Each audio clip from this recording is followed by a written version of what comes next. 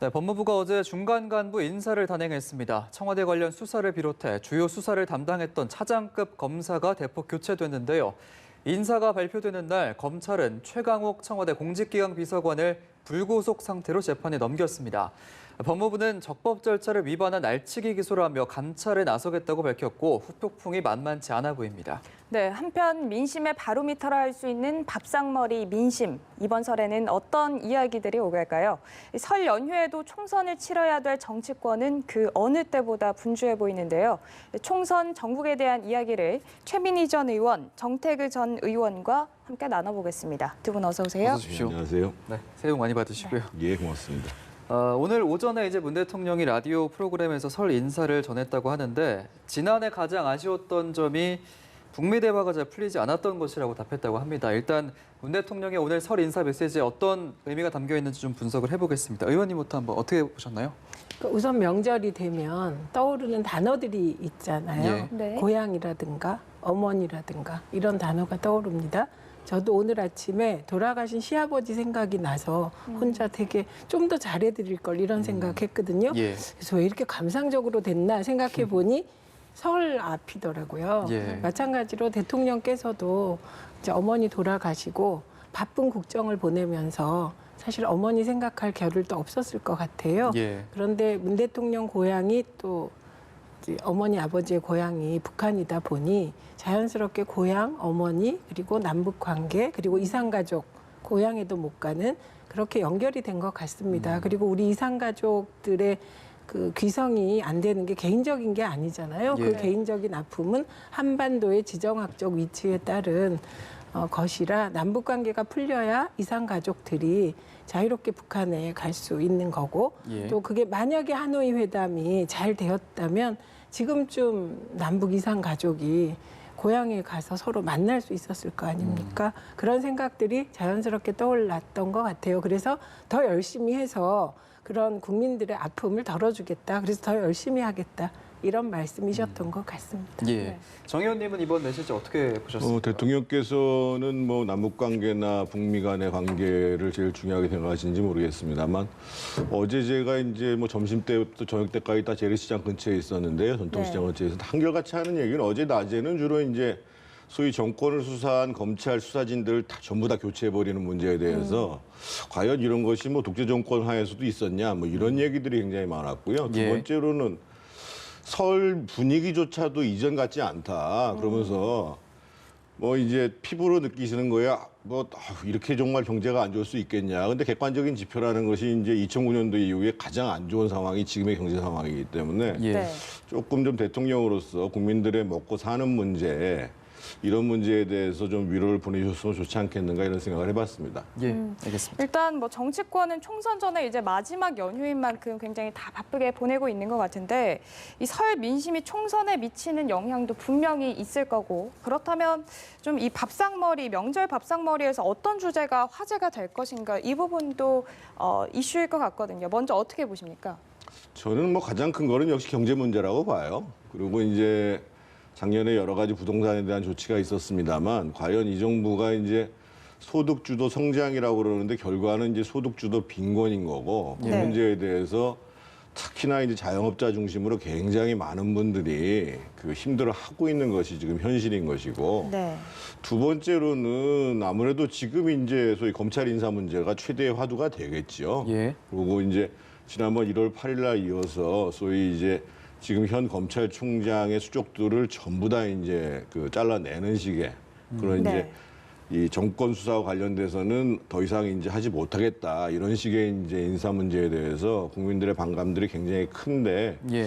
과연 이런 부분들이 이제 선거에 어떻게 민심으로 나타날지 이런 것들을 좀 주목해 봐야 되겠죠. 예. 최 의원님께서는 어떻게 생각하세요? 저는 정치인들의 가장 큰 문제가 국민들께서 자기처럼 정치에 관심이 많을 거라고 생각하는 거라고 생각합니다. 그래서 저는 오히려 정치에 대해서 국민들이 얘기하신다면 그런 정파적인 문제보다는 과연 종로에서 네. 이낙연 전 총리와 황교안 전 권한대행, 지금 황교안 대표의 빅매치가 성사될까? 오히려 이런 얘기가 오갈 것 같고 예. 그다음에 경제 문제에 관한 한 경제는 여야가 함께 어떻게든 새해에 대책을 마련해서 국민이 등 따시고 배부르게 할 그런 길을 찾아야지 이 경제가 하루아침에 좋아지는 게 아니지 않습니까? 네. 박근혜 최순실 국정농단으로 사실 나라가 거의 망가진 직전에 문재인 정부가 탄생했고 나라를 정상화하기 위해 굉장히 애를 쓰고 있다고 생각합니다. 예. 네. 그래서 경제 문제나 민생 문제에 관한 한은 저는 여야의 구별이 없어야 한다 이렇게 봅니다. 그다음에 흔히 이제 정치 문제가 밥상에 오를 거라고 생각하는데 네. 사실 요즘은 세 가지 금기가 있어요. 예. 첫째가 정치 문제 하다 보면 꼭 싸워요. 예. 그래서 피합니다. 그다음에 두 번째는 결혼 문제 얘기하면 꼭 싸웁니다. 너 언제 결혼하니? 예. 네. 이런 가기도 싫고 세 번째는 취업 문제 또 그렇죠. 예, 금기이거든요. 예. 그래서 국민들께서 정치 문제를 얘기하더라도 좀 소화할 수 있는 범위 내에서 할 것 같습니다. 그래서 예. 이제 정치권은 기본이 국민들 등 따시고 배부르게 네. 행복하게 하기 위해서 정치하는 거기 때문에 새해에는 좀 다투지 말고 예. 길을 제시하시고 길을 제시하는 쪽에 저도 점수를 주겠습니다. 알겠습니다. 네. 일단 두 분 말씀 뭐 종합해 보면 경제 관련 얘기도 나올 것 같고 검찰 인사 관련된 얘기 그리고 총선과 관련한 정치권 소식도 나올 것 같은데 부디 다투지 않기를 저도 바라겠습니다. 일단 총선 얘기에 저희가 먼저 집중을 좀 해볼게요. 민주당이 용산역에서 인사를 나눴고 또 한국당은 서울역에서 이제 귀성객들과 인사를 나눴는데 일단 뭐 이번 귀성 인사에 담긴 총선 전략도 좀 살짝 저희가 좀 엿볼 수 있을 것 같은데 어떻습니까? 그러니까 우선은 양당이 전략보다는 당 지도부가 대거 나가서 총선 인사를 하는데 거기서 불미스러운 일은 최소한 다 피해야 되는 것이거든요. 예. 그러니까 보다 우호적인 환경에서 일단 설 인사를 하고 싶었던 것 같아요. 양당이 다. 그래서 그 마음을 알아주셨는지 예전에는 설 인사할 때 야유하는 분도 계시고 뭐 이런 눈살 찌푸러지는 광경이 있었는데 올해는 그 광경이 없었고요. 그래서 그건 다행으로 생각합니다. 양당 다. 그리고 아무래도 이제 중심 전략이 자유한국당의 경우는 이제 경부선 라인. 네. 네. 그리고 민주당의 경우는 2016년 총선에서 호남에서 거의 의석을 차지하지 못했거든요. 예. 그러니까 이번에 좀 더 의석을 차지할 수 있는 곳이 역시 호남이라고 생각하는 것이 아닌가 싶습니다. 예, 알겠습니다. 네, 알겠습니다. 의원님께서는 이제 각 당의 좀 큰 뼈대 전략 좀 어떻게 분석하고 계십니까? 뭐 이제 설이니까 인사를 나가는 거겠지요. 근데 사실은 뭐 화면에도 나옵니다만 그렇게 꼭 우리 국민들이 지금 정치권에 대해서 좋은 시선을 보여주고 있는 게 아니거든요. 그건 뭐 여도 야도나 마찬가지인 거고요. 예. 다만 이제 뭐 한국당이 됐던 민주당이 됐던 또는 뭐 새보수당이 됐던 과연 그러면 이렇게 높아진 불신 그리고 국민들이 갖고 있는 이 정치권에 대한 불만 이런 부분들을 해소하기 위해서 얼만큼 스스로 좀 변하는 모습을 보여줄 것인가 이게 이제 핵심적인 문제라고 봐야 되겠죠. 예, 알겠습니다. 네, 이 총선 이야기 한 발 더 들어가 볼까 하는데 이낙연 전 총리가 서울 종로 출마 더불어서 이 더불어민주당 공동선대위원장직을 수락하면서 이제 공식 활동을 시작을 했는데 뭐 그동안 황 대표와의 그 맞대결에서는 말을 아꼈거든요. 그런데 이번에는 이런 이야기를 했습니다. 신사적 경쟁을 펼치고 싶다. 좀 어떤 의미로 보십니까? 우선 그 신사적이라는 말이 이낙연 전 총리께 너무 어울리는 것 같아요. 그 단어가. 그러니까 예. 어떤 사람이 그 단어를 쓰느냐에 따라 그 의미가 바뀌기도 하거든요. 근데 진짜 신사적으로 경쟁하고 싶으신 것 같아요. 네. 그리고 민주당은 이제 투톱 체제로 선거를 치르는 것을 공식적으로 선언한 거죠. 예. 어제부로. 그래서 이낙연 총리가 그냥 공동선대위원장이 아니라 상임 공동선대위원장이십니다. 예. 그러니까 공천이나 뭐 이런 좀 말하자면 험한 일, 공천하고 나면 엄청 갈등이 심합니다. 어느 당이든지. 예. 그 후유증까지 전부 이해찬 대표께서 굳은 일은 맡으시고 그다음에 보다 대중 소구력이 큰 대중을 만나는 그런 일은 이낙연 총리께서 하시는 것이죠. 그러니까 되게 아름다운 역할 분담을 했다 이런 거고 그다음에 황교안 대표께 사실상 속내를 보면 이낙연 전 총리가 신사적으로 경쟁하고 싶은 야권의 대상은 제가 보기엔 지금 황교안 대표밖에 안 계신 것 같아요. 그러니까 아까 앵커께서 말씀하셨듯이 어쩌면 황교안 대표께 나와서 같이 선의의 경쟁을 해보자 이렇게 해석할 수도 있을 것 같습니다. 그렇군요. 이제 이낙연 전 총리가 민주당에서는 굉장히 중요한 역할을 할 거고 본인 지역구뿐만 아니라 이제 타 지역구까지 신경을 써야 될 텐데 앞으로의 좀 행보 좀 어떻게 예상하십니까?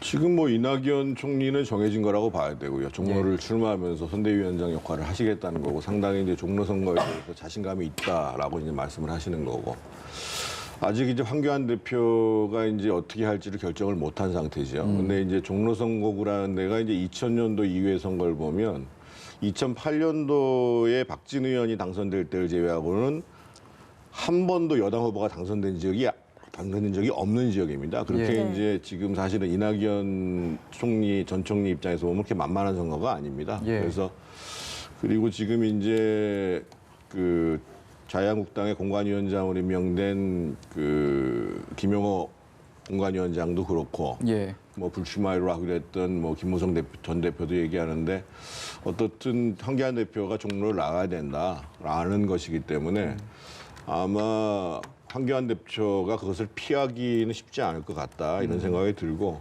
그러면은 뭐 상당히 이제 선거의 방향타를 가르는 굉장히 중대한 선거가 되겠죠. 그럼 그러니까- 빅매 예. 죄송합니다. 아니 말씀하시죠. 예.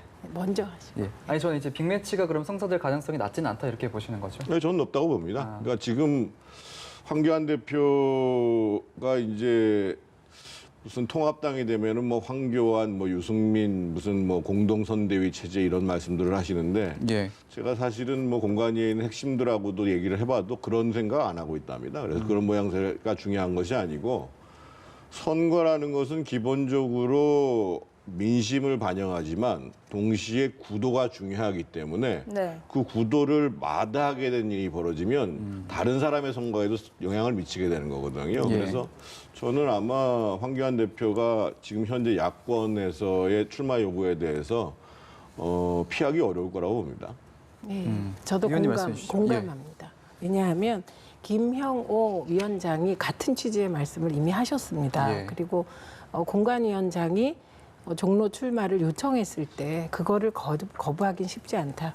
왜냐하면 옛날처럼 밀실에서 공천이 이루어지면 거부해도 됩니다. 근데 요새는 아무리 보안을 지킨다 그래도 이게 다 알려지거든요. 예. 네. 그리고 이미 흘러나온 말이 당선 가능한 험지를 찾아보라고 당직자에게 황교안 대표가 얘기했다는 거 아닙니까? 예. 근데 이 세상에 대한민국에 당선 가능한 험지는 없습니다. 그래서 출마하시게 될 것 같다. 저도 이렇게 말씀드리고 또 하나 동의하는 것이 지금 종로가 정세균 총리께서 재선을 종로에서 하셨거든요. 네. 그래서 종로가 민주당에게 유리하다고 생각하는 것은 그거는 그 종로 이 바닥 민심과는 다릅니다. 예. 네. 정세균 총리님의 아주 독특한 바닥 다지기. 그러니까 그래서 사실은 오세훈 전 후보하고 거의 25% 뭐 이렇게 차이 나는 걸 뒤집으신 거예요. 예. 그래서 종로가 결코 자유한국당의 험지가 아니다. 그래서 저는 오히려 황교안 대표께 종로가 당선 가능한 험지입니다. 이렇게 말씀드리고 싶어요. 아하, 알겠습니다. 일단 뭐 한국당과 새로운 보수당을 중심으로 이 보수 통합 논의도 아마 설 밥상에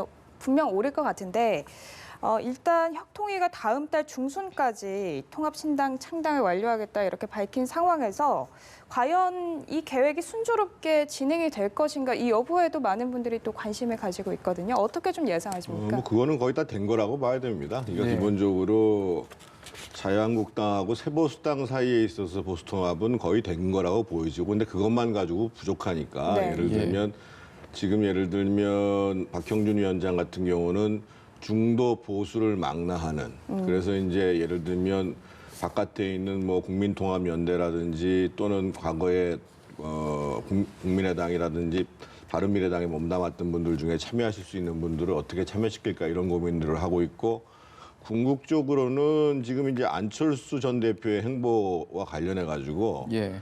안철수 전 대표가 그 소위 통합까지는 아니어도 네. 소위 범야권의 후보 단일화와 같은 형태로 연대를 만들기 위해서 그럼 그 보수권이 뭘 해야 되냐 이런 고민들을 하겠죠. 그래서 예. 이제 제가 봤을 때는 지금 논의가 진행되는 걸 봐서는 뭐 안철수 전 대표 쪽을 제외한 나머지 부분들은 뭐 거의 논의가 끝났다고 봐야 되고요.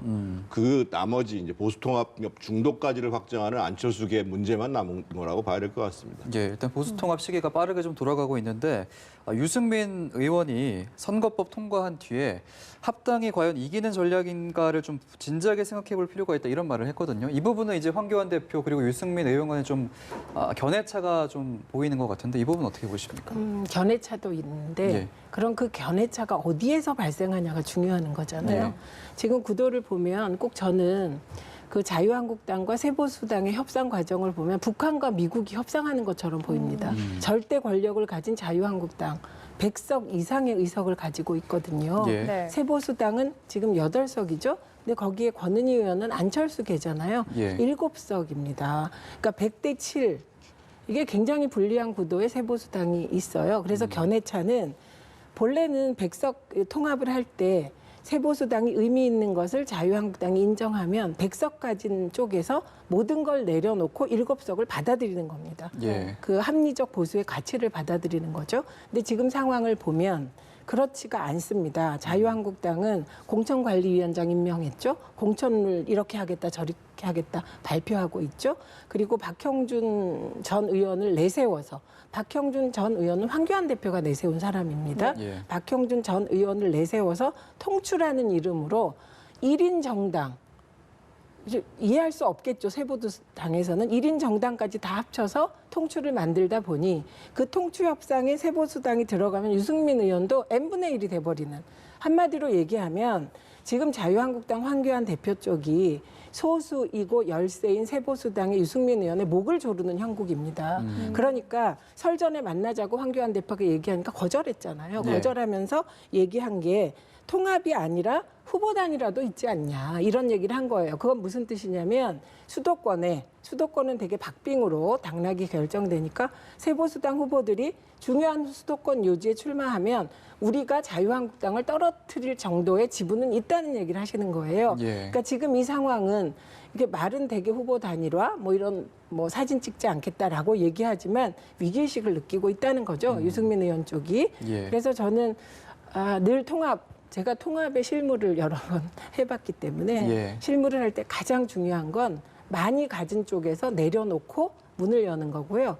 2011년에 혁신과 통합하고 민주당이 통합할 때 손학규 대표였거든요. 네. 모든 걸 내려놓고 통합을 성사하시더라고요. 알겠습니다. 조금 정적을 해드려야 될 것 같은데 일단 네. 세보수당에 있는 권은희 씨는 의원이 아니고 원래 있는 바른미래당에 있던 최고위원 권은희 씨입니다. 같은 이름에. 그래서 그거는 정정해드리겠고요. 두 번째로 이제 유승민 의원이 이제 소위 합당의 형태가 아니라 다 후보 단일화의 문제를 고민하는 것은 지금 예. 연동 비례대표제라는 걸 통해서 기본적으로 별 재미를 못 볼 수도 있다. 그러면 오히려 후보 단일화를 해서 그 후보 단일화한 사람들이 지역구를 출마를 하고 그리고 지금 자유한국당이나 바른미래당이나 이런 당들은 주로 세보수당이라는 것은 주로 이제 비례대표 선거를 한다는 거죠. 그런 예. 것도 고민해 봐야 되는 것이 아니냐. 근데 이것도 일종의 사실은 여러 가지를 고민하는 것인데 그만큼 지금 야권에서 고민하는 것은 최근에 검찰 인사 등등을 봤을 때 다음에는 소위 야권 연대가 국회에 과반수 의석을 가져야 된다. 여기에 집중을 하는 거고 제가 봤을 때는 서로 통합이 안 되더라도 예. 저는 안철수계를 제외한 나머지 부분들은 통합이 될 가능성이 높다고 봅니다만 통합이 안 되더라도 후보 단일화는 된다. 아하. 이렇게 좀 봐야 될 것 같습니다. 제가 알겠습니다. 하나 규정할게요. 그러니까 원래 권은희 대구에 있는 그분은 현역 의원이 아닙니다. 그런데 권은희 의원이 독특하게 안철수계인데 세보수당과 함께하고 있다고 참여 안 합니다. 했다니까요. 아유, 예, 알겠습니다. 확인해 보도록 하겠습니다. 확인해보고 추후에 다시 이야기를 하도록 하고요. 이제 어제 나온 검찰 인사 얘기도 한번 해볼까 하는데요. 법무부가 어제 중간 간부 인사를 단행을 했는데 여기서 청와대 또 여권 관련 수사를 지휘해온 차장검사들을 전부 교체를 했지 않았습니까? 이번 인사에 대해서 두 분은 어떻게 생각하시는지 먼저 말씀해 주시죠. 있을 수 없는 일이죠. 그러니까 과거의 독재정부 시절에도 그리고 어떤 정권도 청와대나 여권을 향해서 수사가 진행되고 있는 상황에서 네. 그 수사하는 사람들을 교체한다. 이건 있을 수가 없는 일이고 말은 이제 직제 개편이 이루어졌다고 했는데 사실은 직제 개편도 저희가 이제 행정절차법상 원래 40일 이상을 입법 예고를 해야 됩니다. 왜냐하면 예를 들면 국민들의 생활과 연결되어 있는 여러 가지 수사가 편제가 바뀌는 것이기 때문에 근데 예. 그것도 없애버렸어요. 그런 상황 속에서 마지막에 사실은 윤석열 총장이 적어도 자기랑 같이 일하는 대검에 있는 이 과장급 간부들이라도 6명 유임해달라. 그것도 이제 못하겠다고 얘기를 한 거거든요. 예. 그래서 제가 봤을 때는 결국은 이제 앞으로 윤석열 총장은 어떻든 검찰청법 12조 2항을 보면 검찰 사무를 총괄하는 사람은 검찰총장입니다. 네. 그래서 검찰총장이 사실은 이 뭐 지검당을 넘어서 가지고 일선 수사까지를 지시하는 일까지 벌어지지 않을까 이런 생각이 드는데 참 그 이제까지는 보면 그 기본적으로 이제 정권과 법무부에 의해 가지고 검찰이 부딪히는 상황인데 예. 앞으로는 검찰 내부에서 소위 이제 이 정부와 가까운 검찰들하고 기존의 이제 검찰들하고 부딪히는 이런 일들이 벌어질 것 같아서 참 걱정스럽습니다. 예. 네.